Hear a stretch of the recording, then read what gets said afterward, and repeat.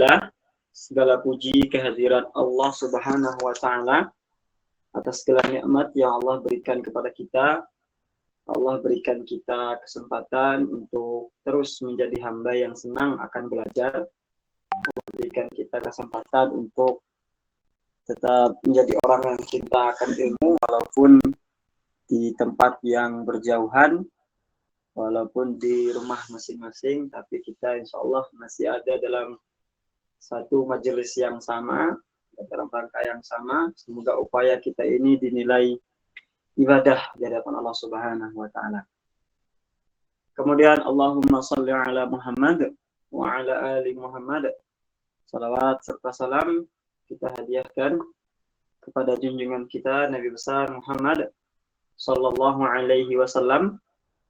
Semoga kita adalah orang-orang yang istiqamah menegakkan dan juga mengamalkan sunnah-sunnah beliau sehingga mendapat syafaat beliau di yaumil akhir kelak.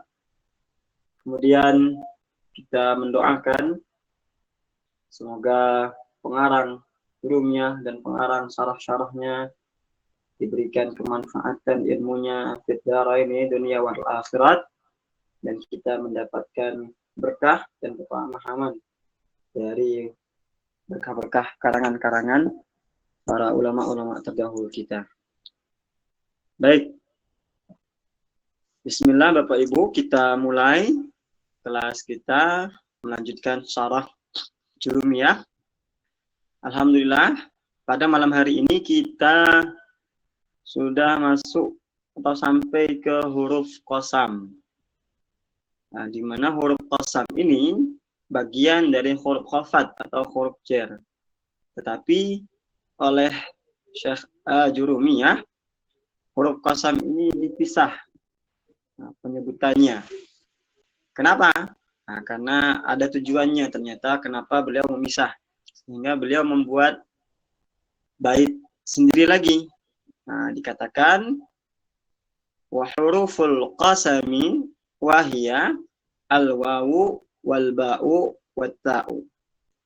Dan adapun huruf qasam itu, adapun dia itu waw, ba, dan ta. Dan huruf qasam itu kata Syekh Jurum ada 3, yaitu ba, waw, ba, dan ta. Apa fungsi huruf qasam? Fungsi huruf qasam nanti akan dijelaskan, nanti kita sampaikan dulu supaya kita tahu.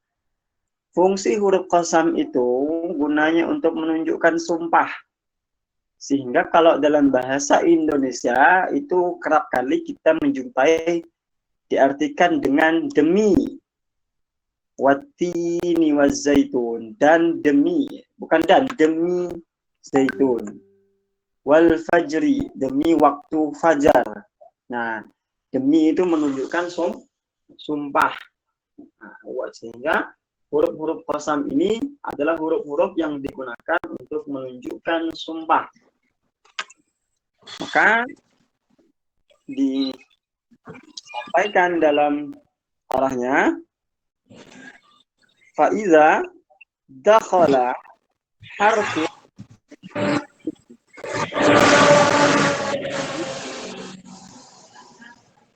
min hadhil hurufi ala kalimatin.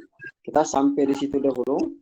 Kita dah dahulu. Kita juga ingin mendapatkan cara membacanya selain mengetahui maknanya. Faiza. Fa adalah sering kita jumpai dia huruf istifna.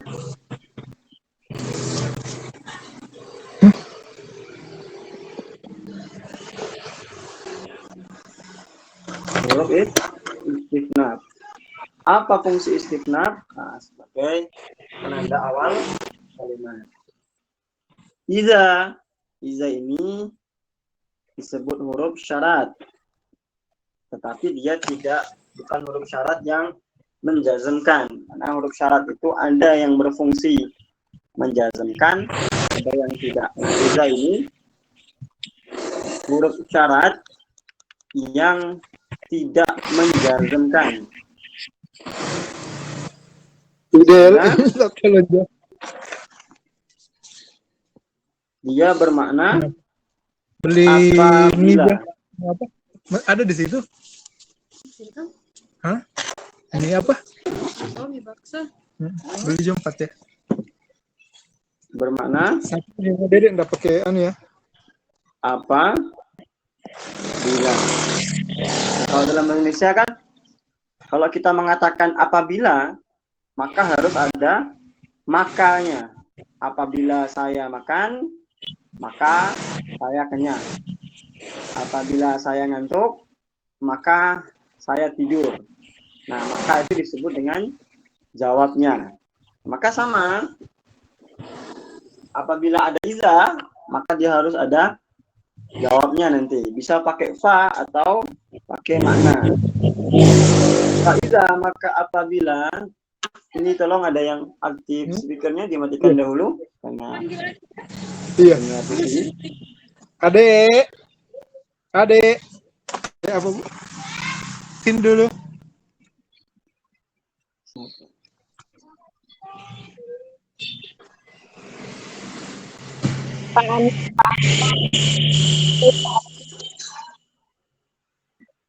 Baik.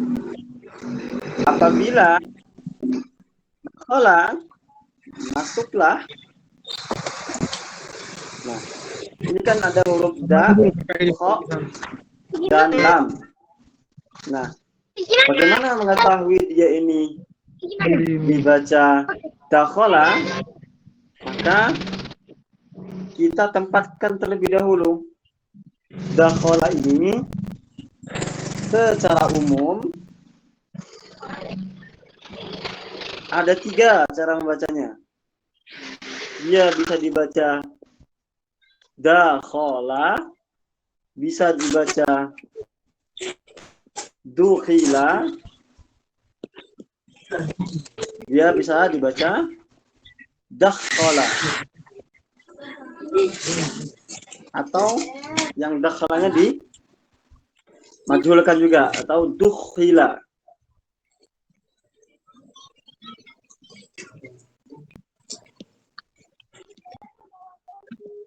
Nah, dari satu kata seperti ini ada huruf da, kho, dan lam. Itu dalam pikiran kita ketika bertemu seperti ini harus sudah terbayang 4 kemungkinan ini. Ya, mungkin dibaca dakhala, mungkin dibaca dukhila, mungkin dibaca dakhala, mungkin dibaca dukhila.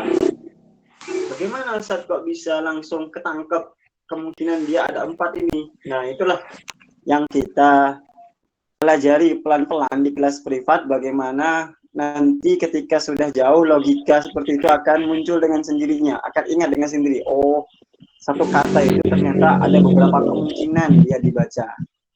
Walaupun kita tidak menghafal, tapi nanti insya Allah akan ingat dengan sendirinya di rumus-rumusnya nanti. Karena nanti ketika sudah jauh kita akan menemukan, oh dia ini pantasnya dibaca 4 ini. Bisa, kalau bukan pantas, bisa. Kemungkinannya bisa dibaca 4 ini. Dia bisa dibaca dakhola, dia bisa dibaca dukhila, bisa dibaca dakhola, bisa dibaca dukhila. Kalau dibaca dakhola, berarti dia madi biasa, madi maklum. Artinya kalau dalam bahasa Indonesia dia kalimat aktif. Jadi dakhala itu artinya masuk, masuklah. Nah, dia aktif berarti dia masuklah.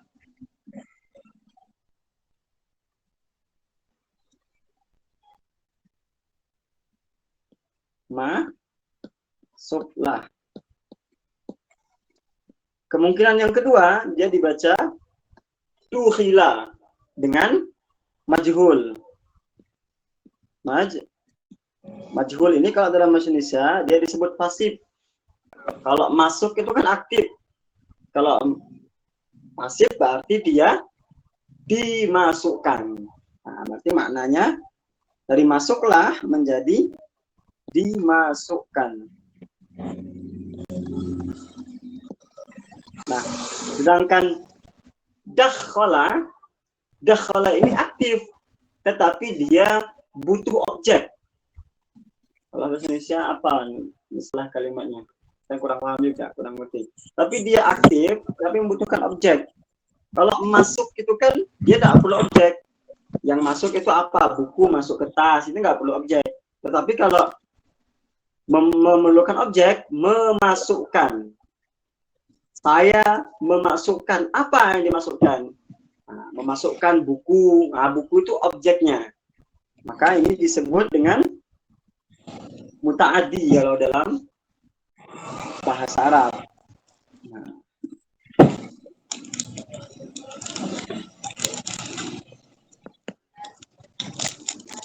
Muta'addi. Sehingga dia maknanya memasukkan. Oke. Dukhila itu sama seperti yang dukhila tadi. Nah, sama-sama majhul. Baik, sekarang kita ternyata punya 4 makna. Bisa masuklah, dimasukkan, memasukkan, dan dimasukkan. Kira-kira yang mana yang tepat? Nah, untuk mengetahuinya, kita sudah tahu dulu, oh ini jelas dia fi'il. Dia dibaca dakhala, dukhila, dakhala, atau dukhila. Nah, maka cari fa'ilnya. Cari fa'ilnya. Mana fa'ilnya? Ingat, fa'il itu bisa di dalam, bisa di luar. Di dalam itu disebut mustatir, di luar disebut zahir. Nah, kebetulan sama pengarang kitab ini sudah dikasih bantu, kasih rambu-rambu kita harfun itu yang cocok menjadi fa'il dari dakhala. Sehingga harfun ini adalah fa'il dari dakhala.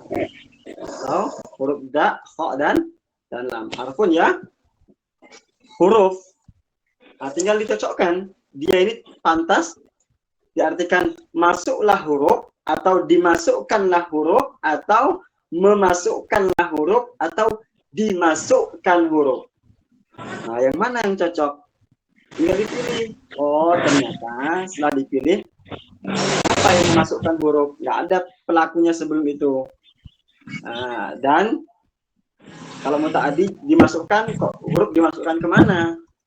Berarti tidak ada yang cocok. Yang cocok, ketemulah dia dibaca dakhala. Nah, kok ruwet cara nih? Hanya membaca 2 huruf saja kok segitunya, kok seruat itu seolah-olah caranya. Enggak, kalau kita sudah paham logikanya dan sudah terbiasa, itu enggak akan ruwet lagi. Karena yang rumus cara seperti ini tadi itu enggak perlu diurai lagi ketika kita sudah paham nanti. Kenapa? Dia sudah otomatis keluar, teringat langsung di pikiran. Oh ini gini, oh ini gini, oh cocoknya ini. Nah, cuman untuk menuju proses ada dalam pikiran itu, nah itu yang agak butuh waktu. Tapi insya Allah bisa. Dakhala harfun, masuklah, apabila masuklah huruf min hadhil hurufi, di antara salah satu huruf ini, ala kalimatin, atas satu kalimat. Nah, ini saya kira mudah untuk mengi'rabkannya karena sudah sering kita ketemu. Min huruf jar, maka kata depannya adalah isim majrur. Ala huruf jar, kata depannya adalah isim majrur. Nah, kata syarahnya, apabila salah satu huruf di antara huruf-huruf ini, maksudnya huruf-huruf qasam yang 3 tadi, waw, ba, dan ta, kepada satu kalimat, ta'ayyana antakuna hadhil kalimatu isman. Maka, nah disinilah jawab dari mana? Jawab dari iza. Nah, jawab dari iza tadi. Maka ta'ayyana, wajiblah. Ta'ayyana itu kok bisa dibaca ta'ayyana? Nah, ini karena sudah dibantu sama pengarang kitabnya, tinggal di wazannya. Wazannya tafa'ala. Asal katanya ana. Dia masuk ke kata ke wazan tafa'ala, maka dia berubah ta'ayyana. Maka maknanya wajiblah. Wajiblah apa? Wajiblah antakuna hadhil kalimatu isman. Nah, ini menarik. Mana sih fi'il, mana sih fa'il dari ta'ayyana ini? Nah, fa'il dari ta'ayyana ini adalah antakuna hadhil kalimah. Kok bisa antakuna hadhil kalimah? Ini kan jumlah ismiyah. Nah, ini disebut dengan istilah masdar muawwal fi mahalli raf'in. Masdar muawwal yang ada dalam keadaan rafa, sehingga dia bisa menjadi fa'il. Bagaimana kaedahnya?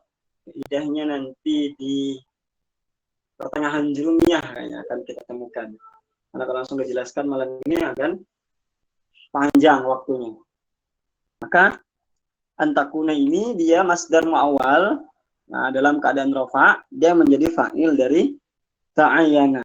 Sehingga bermakna wajiblah antakuna, apa yang wajib? Menjadilah hadhil kalimatu, kalimat-kalimat ini itu isman, menjadi isim. Nah, jadi kata pengarang kitab sarahnya, apabila huruf-huruf ini masuk kepada satu kalimat, maka kalimat itu wajib menjadi isim. Contoh, wal fajri.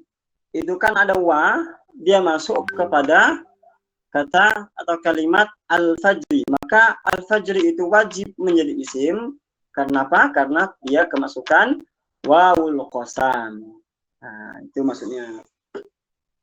Fa huruful jarri tajurru aydan misla huruful khabdi. Maka huruf qasam ini dia fungsinya juga menjerkan, sama seperti huruf-huruf jar sebelumnya. Jadi huruf qasam itu ya pekerjaannya sama seperti huruf-huruf jar lainnya. Dia sama-sama menjerkan kata yang setelahnya. Lakinna al-mu'allifa fasluha, akan tetapi mu'allif, maksudnya Syekh Jurum, fasluha memisahkannya, liyubayyina annaha khassatun bil qasami awil yamini. Kan tetapi Syekh Jurum memisahkan antara huruf jar dengan huruf qasam. Kenapa? Bukan berarti huruf qasam dan huruf jar itu berbeda kerjaannya, enggak. Hanya beliau itu ingin yubayyina. Nah, yubayyina, apa yubayyina? Menjelaskan bahwa huruf qasam itu khusus digunakan untuk sumpah. Dia tidak bisa digunakan untuk lain, dia khusus digunakan untuk sumpah. Nah, itu dia. Nah, ini yubayyina. Kita tidak menjelaskan semua lagi karena kita di awalnya sudah tadi menjelaskan sedikit cara baca. Katanya kita menjelaskan yang sekiranya menarik saja supaya agak cepat. Nah, li yubayyina ini ada li. Kan li biasanya masuk ke huruf jar. Kok ini masuk ke fiil? Wazannya apa ini? Saya baca yubayyina. Berarti wazannya fa'ala yufa'ilu. Nah, kok ada huruf jar masuk ke fiil mudhari? Nah, ini bukan huruf jar, tetapi lamul nawasif, lam yang berfungsi menasabkan fi'il mudhari. Nah, sehingga kata ya, ba, ya, nun tadi kalau tidak ada lam dia menjadi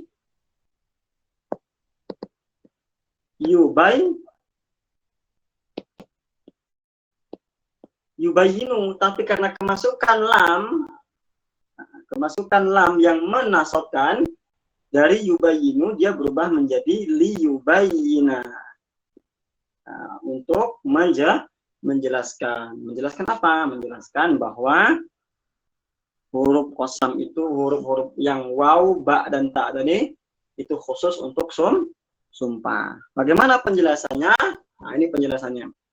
Harful jarri wawil qasami, huruf jar waw qasam, huruf jar waw sumpah. Wa huwa harfun yadullu 'ala al-qasami wa yadkhulu 'ala ayyi ismin yuqsamu bihi misla qaulillahi 'azza wa jalla wat-tini waz-zaitun. Huruf jar qasam waw. Huruf ini adalah huruf yang menunjukkan sumpah dan dia bisa masuk ke isim apa saja yang berfungsi untuk menunjukkan sumpah. Yuqsamu ini disumpahkan secara makna arti. Cuma kalau kita menjelaskan, ya dengan menjelaskan ke murid-murid jangan diartikan yuqsamu bihi disumpahkan dengannya, akan bingung murid apa maksudnya disumpahkan dengannya. Maka artinya yang bisa memahamkan maksudnya yang berfungsi untuk menunjukkan sumpah. Contoh firman Allah Subhanahu wa taala, "Wat-tini waz-zaituni." Nah, wa di situ bukan waw istifnaf dan bukan waw ataf dan bukan waw ma'iyah. Karena waw ini banyak memang. Waw itu ada waw ma'iyah, ada waw ataf, ada waw istifnaf, dan ini malam ini kita belajar waw qasam. Nah, sehingga dia tidak diartikan dan atau maka atau dan lain sebagainya, tapi diartikan demi buah tin dan demi zaitun. Dan juga dalam firman Allah Subhanahu wa taala wasyamsi wadhuhaha, dan juga firman Allah wal fajri walayalin 'ashr. Nah, itu dia. Kalau kita melihat di antara cirinya waw ini, pertama dia bergandeng dengan isim, yang kedua dia di awal kalimat. Nah, ini cirinya, ini kalau diingat. Waw qasam itu cirinya pertama bergandeng dengan isim, yang kedua di awal kalimat. Berarti kalau dia di tengah-tengah dia tidak waw qasam. Berarti waw apa? Ya bisa waw ataf, bisa waw ma'iyah, atau waw istifna dan lain sebagainya. Nah, waw qasam itu letaknya di awal. Yang kedua, harful jarril ba'il qasami, huruf jar ba qasam. Huwa harfun yufidul qasama wa yadkhulu 'alal ismi zahiri misla qaulillahi 'azza wa jalla. Baik, sebut dulu. Huruf jar ba qasam, ba sumpah. Kemarin kan kita sudah belajar salah satu huruf jar itu kan ada ba juga. Nah, yang bermakna dengan itu, dan ada 5 makna kalau tidak salah. Kemarin kita belajar huruf ba di pertemuan keberapa, yang ke berapa itu ada di YouTube itu yang huruf jar ba. Nah, ini kita ketemu lagi huruf jar ba, tetapi fungsinya tidak lagi dengan, tidak lagi pada, tidak lagi li, tidak lagi sebab dan lain sebagainya, seperti yang kita pelajari di beberapa pertemuan sebelumnya. Ya, ini berfungsi sebagai qasam, menunjukkan faedah qasam. Nah, yufidu al-qasama. Kenapa ini dibaca qasama? Karena ini dibaca yufidu. Nah, wazannya apa? Af'ala yuf'ilu. Af'ala yuf'ilu itu membutuhkan maf'ul. Yufidul qasama. Nah, qasama itu menjadi maf'ul karena dia muta'addi. Nah, bagaimana mengartikan memfaedahkan? Ya, kalau letter katanya ya memfaedahkan qasama, memfaedahkan sumpah. Tapi kalau kita menerjemahkan atau mengajarkan ke banyak orang, kok mengartikannya memfaedahkan, orang kan bingung apa maksudnya memfaedahkan. Nah, maka mudahnya saya artikan memberikan faedah qasam, memberikan faedah sumpah. Dan dia pertama dia bisa itu bisa masuk ke huruf jar yang zahir pada isim yang zohir, artinya isim yang jelas, bukan domir. Contoh, wa aqsamu billahi jahda aimanihim. Nah, billah ini kan lafzul jalalah, nama Allah Subhanahu wa taala. Nah, kemasukan huruf bi. Nah, dia adalah huruf qasam yang masuk kepada isim zohir. Dan juga yadkhulu alat dhamiri, dan juga bisa masuk kepada dhamir. Contohnya mana? Misla Allahu aqsam bihi. Allah itu bersumpah bihi, demi namanya atau deminya. Nah, bihi ini masuk ke dhamir. Nah, dia bisa masuk ke isim dhamir atau bisa masuk ke isim zohir. Nah, huruf jar qasam yang ba qasam ini beda dengan waw. Kalau waw tadi dia cirinya di awal kalimat, ternyata ba ini dia bisa di tengah kalimat. Nah, itu dia. Baik, sekarang huruf jar yang terakhir, huruf jar qasam yang terakhir. Huruf jar ta qasam. Nah, huwa harfun yufidu al-qasama walakinnahu yukhtassu bilafzil jalalati Allah misla qaulillahi azza wa jalla. Nah, yang terakhir huruf jar qasam ta. Nah, dia sama memberikan faedah qasam, memberikan makna sumpah. Akan tetapi huruf jar ta ini yukhtassu, dikhususkan hanya masuk ke nama Allah Subhanahu wa ta'ala. Jadi tidak boleh kita bersumpah pakai ta. Kenapa? Ta itu hanya khusus kepada Allah Subhanahu wa ta'ala. Dan contoh dalam Al-Quran, watallahi la'akidanna asnamakum. Nah, jadi ya, ta itu hanya masuk ke lafaz jalalah, lafaz Allah Subhanahu wa ta'ala. Wasumi'a dukhuluha ala rabbi misla farabbil ka'bati inna dina yusrun. Sumi'a itu ya ini pengarang Syarah Jurumiyah yang mengatakan sumi'ah, dan saya dengar-dengar dan kerungu-kerungune, kalau orang Jawa ngomong kerungu-kerungune, huruf ta itu juga bisa masuk ke kalimat rabbi atau rob. Contoh orang Arab ngomong tarabbil ka'bati inna dina yasirun. Tarabbi, demi Rabb, maksudnya demi Allah, demi Rabb Ka'bah, maksudnya demi Allah, demi Tuhan Ka'bah, inna dina yusrun, sesungguhnya agama itu mudah. Nah, dia cuma ini kerungu-kerungune pengarang Syarah Jurumiyah, Syarah Al-Kafi ini. Wallahu a'lam. Nah, mungkin bisa sesuai apa yang dikabarkan oleh pengarang kita. Tapi umumnya kita mengetahui bahwa ta ini masuknya kepada lafzul jalalah, lafzul atau lafaz Allah Subhanahu wa ta'ala. Maka ma anwa'u hurufil jarri, apa saja, kita kan sudah membahas semua ini. Kita sudah bahas huruf jar dan bahas huruf qasam. Apa saja sih jenis-jenis huruf jar itu? Apa saja jenis-jenis huruf khafat itu?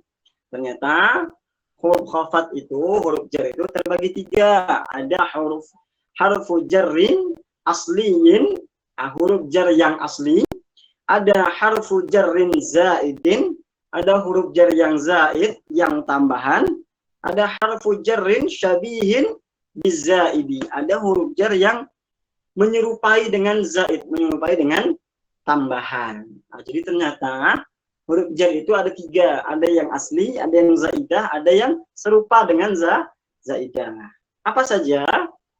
Nah, karena kita butuh untuk mengetahui ini, maka saya baca saja dan mungkin kemudian menjelaskan. Jadi kalau ada yang sekiranya perlu kita garis bawahi, kita garis bawahi untuk i'rabnya.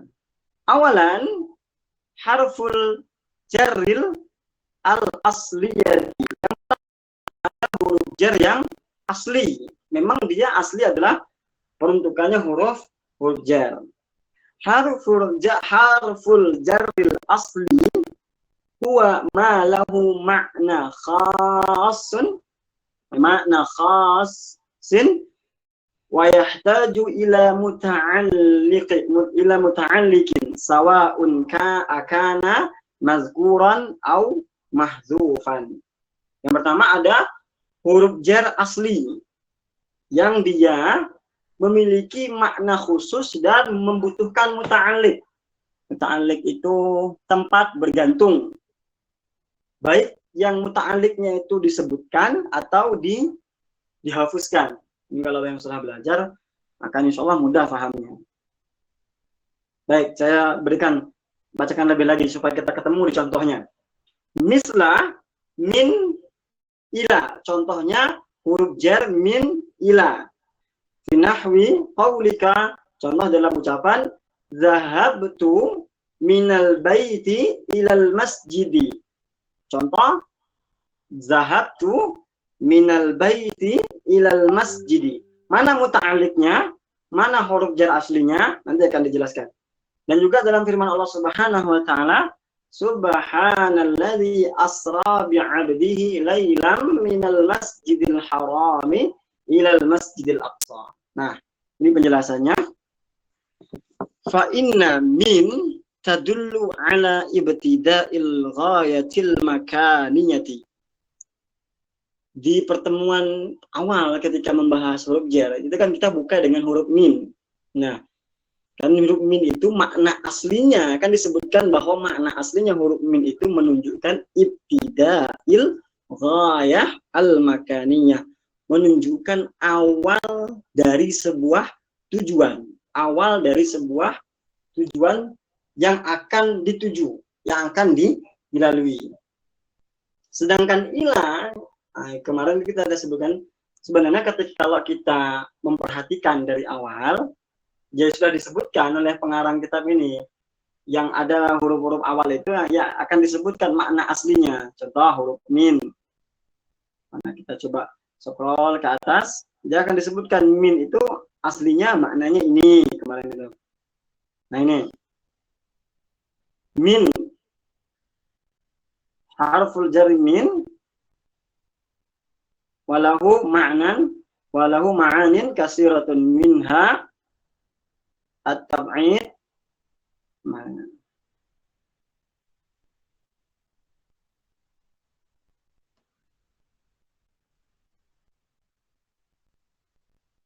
Nah ini ada makna ibtida'ul ghaya di makna min, wal maqsudu bil ghaya al musafah wal miqdar, jarak atau ukuran.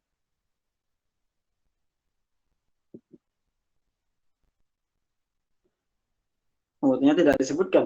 Berarti bukan di kitab ini yang saya baca. Baik, kita balikkan ke sana tadi, ke yang tadi. Nah, huruf jar min ini dia menunjukkan makna awal dari sebuah tujuan, dan ila itu menunjukkan akhirnya. Saya ulangi lagi, min itu menunjukkan awal dari sebuah tujuan, dan ila itu menunjukkan akhirnya.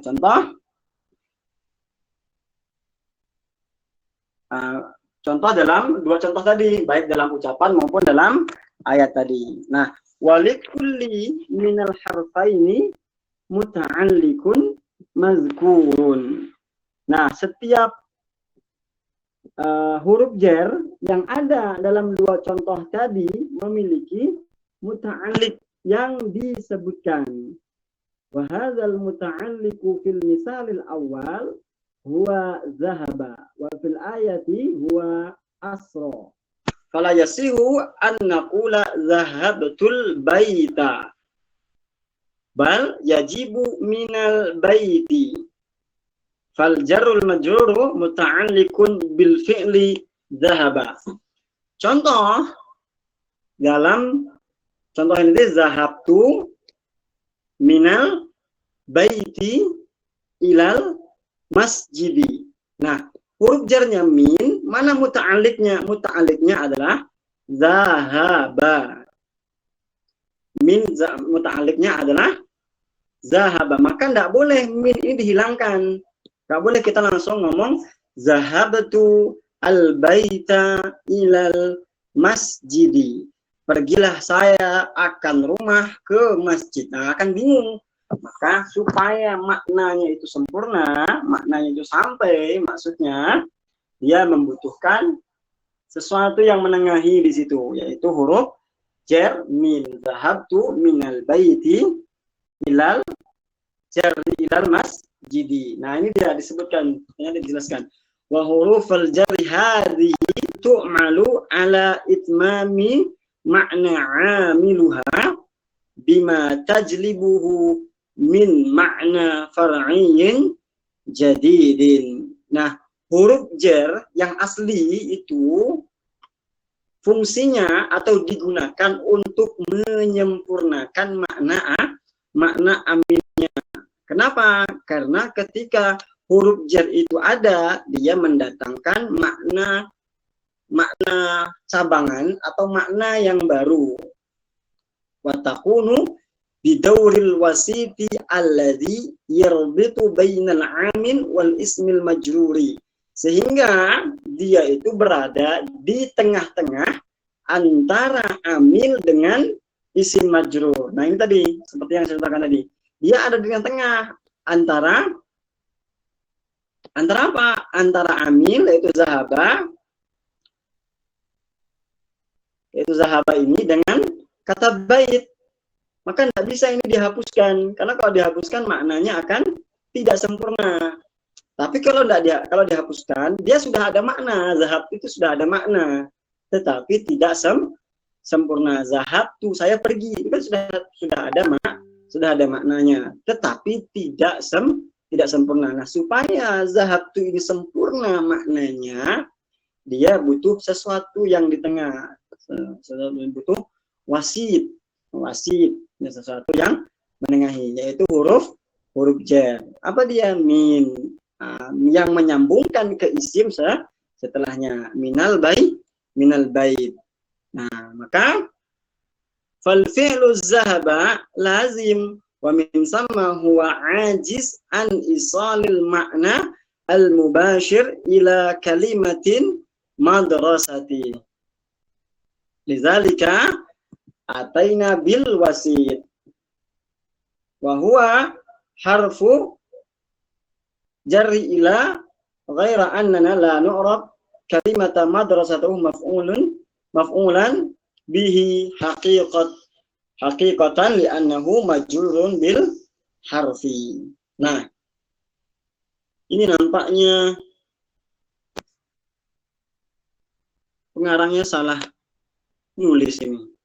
Contohnya zahabtu ilal masjid, minal baiti ilal masjid, tapi di sini disebutkan madrasati. Saya sudah mencari, nggak ketemu mana yang contoh menggunakan kalimat madrasati. Maka ini mungkin ini maksudnya masjid ini, bukan madrasati, karena tidak ada contoh yang menggunakan. Oh, ini, astagfirullah, ada contoh kedua ternyata. Ternyata ada contoh kedua.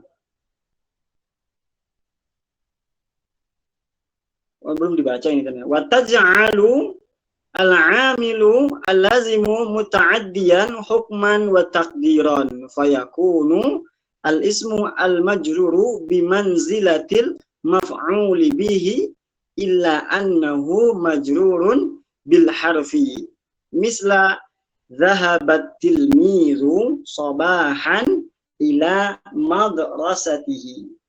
Nah, kita punya contoh lagi. Zahaba at-tilmizu sabahan ila madrasatihi. Dan fungsi huruf jar itu yang asli itu menjadikan kalimat fi'il itu muta'addi, baik secara hukman atau takdiran. Contoh, zahaba ini dia lazim. Karena lazim, dia tidak perlu maf'ul sebenarnya. Tetapi untuk sambung ke makna madrasatihi ini, Dia nggak bisa langsung. Kenapa? Karena dia muta'addi. Nggak bisa disebut zahaba tilmizu sobahan madrasatahu.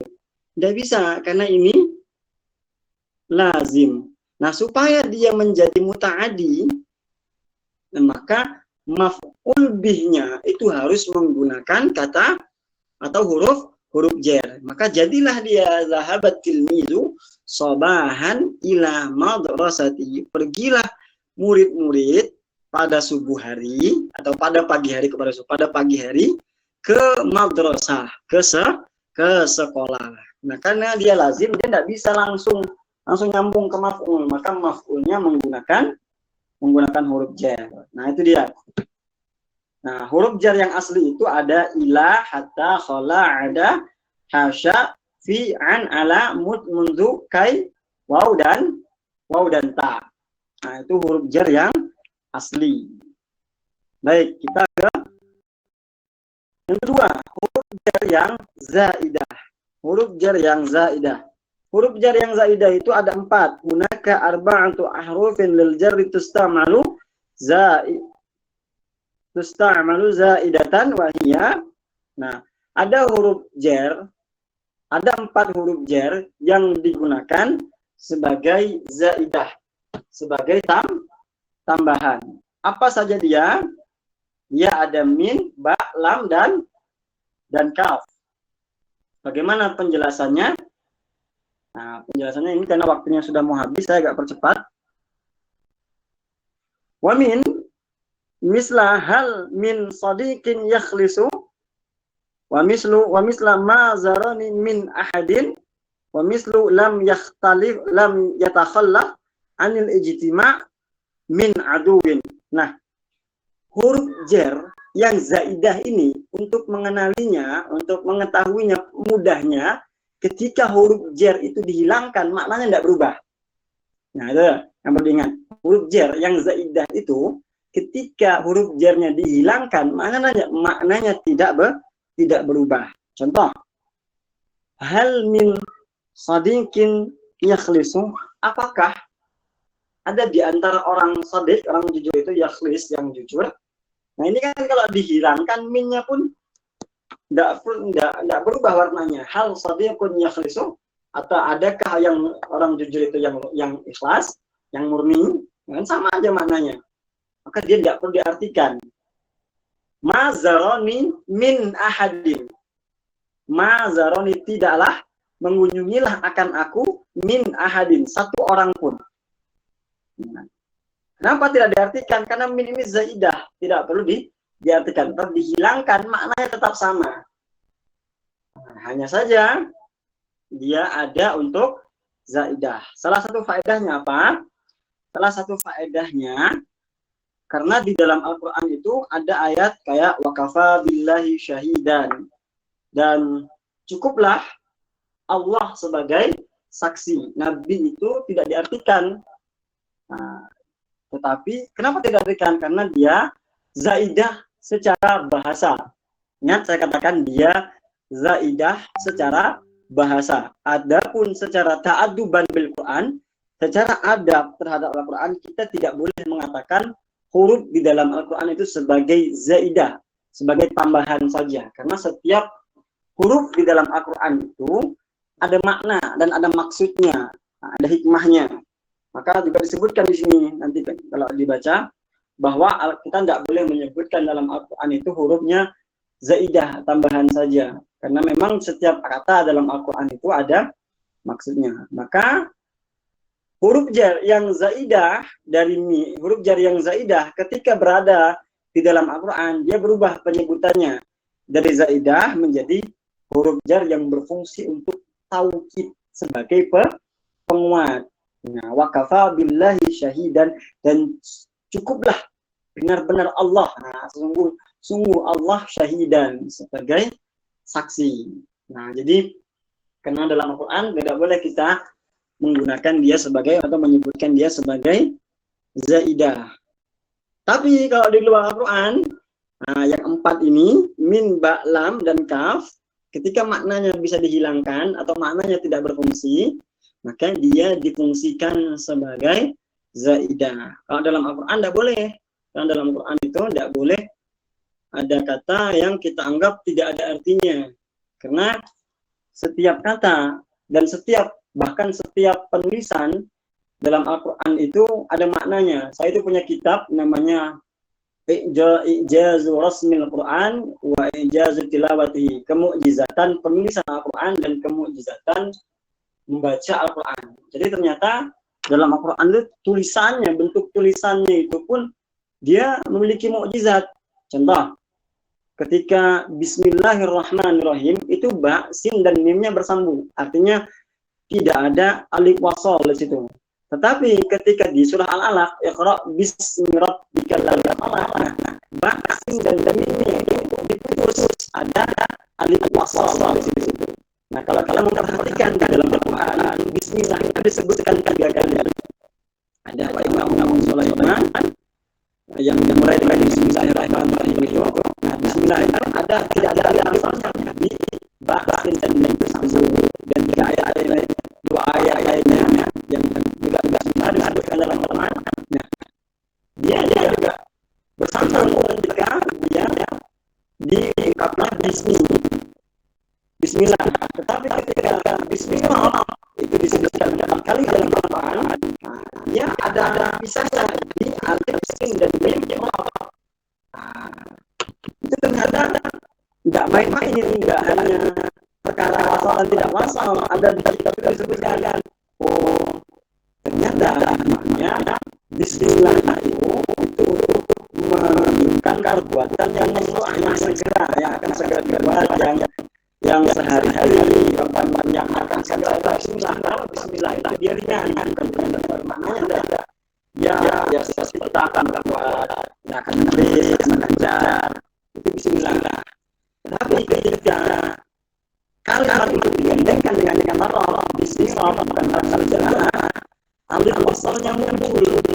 Ternyata ketika yang digandeng dengan waktu kalimat setelahnya itu mesti agenda besar.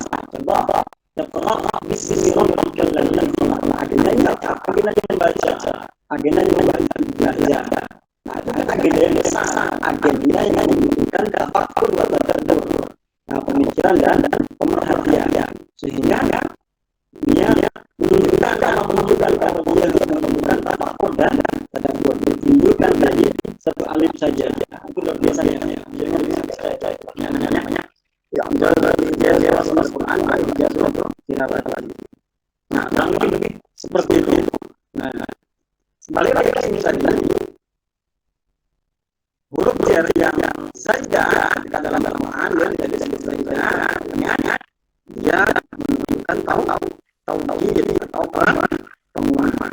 Tapi ketika di Al-Quran disebut zaidah, apa saja hurufnya?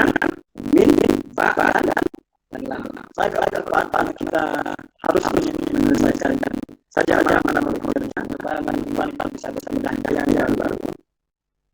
Yang ketiga ada huruf jar syabih bizaidah yang mirip-mirip seperti zaidah, itu huruf ba dan la.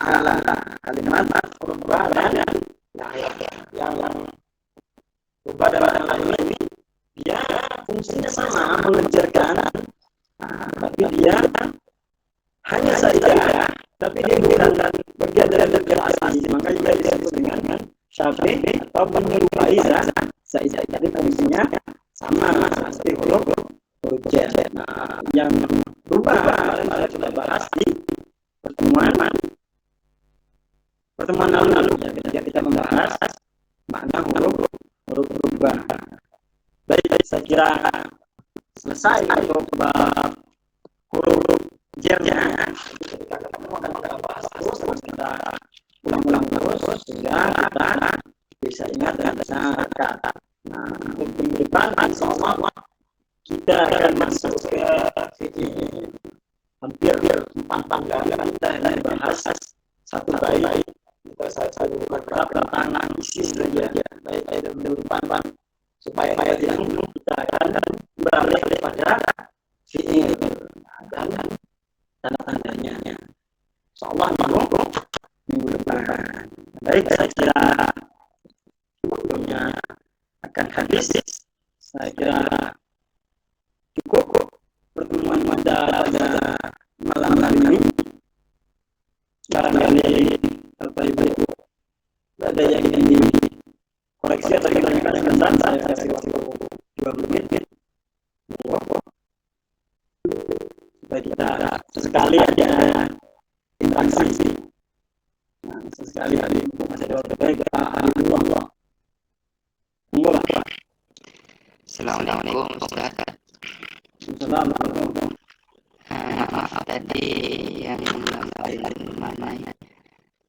Mau nanya tentang bismillah lah. Di sini dibaca Ustaz.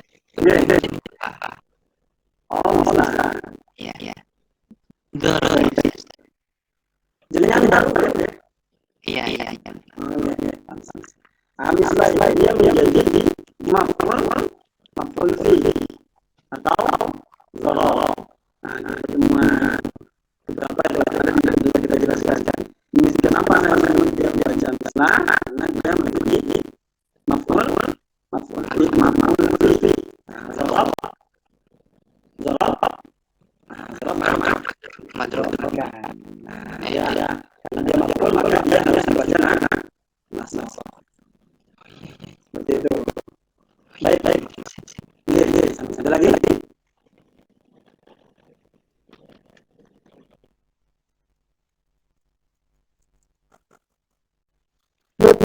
Mohon maaf, saya akan tanya. Alif tadi Ustaz saya belum paham. Tempat pertama mutahalik. Iya, mutahalik dari Ustaz. Ya, mutahalik itu tempat kembali atau tempat bergantungnya huruf jar. Dia yang sedang menjelaskan yang mana simulan ini mana tadi? Zahabtu minal baiti. Oh ya, zahabtu minal baiti ilal masjid.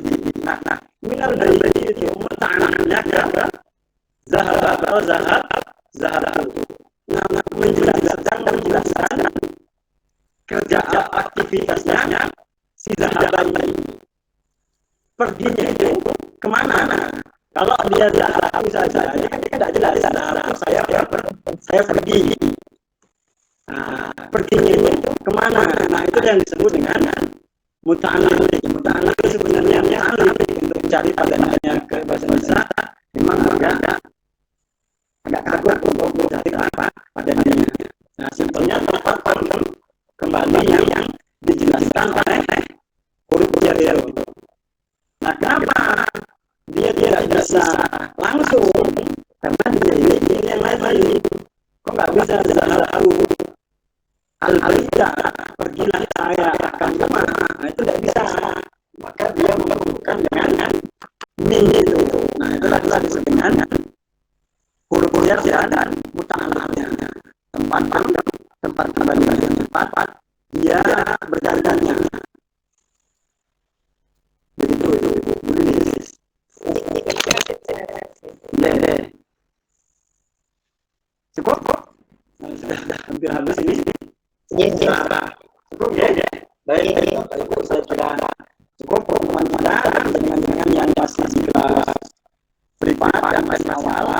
Tidak usah bingung terlebih dahulu dengan yang kita pelajari dalam ini.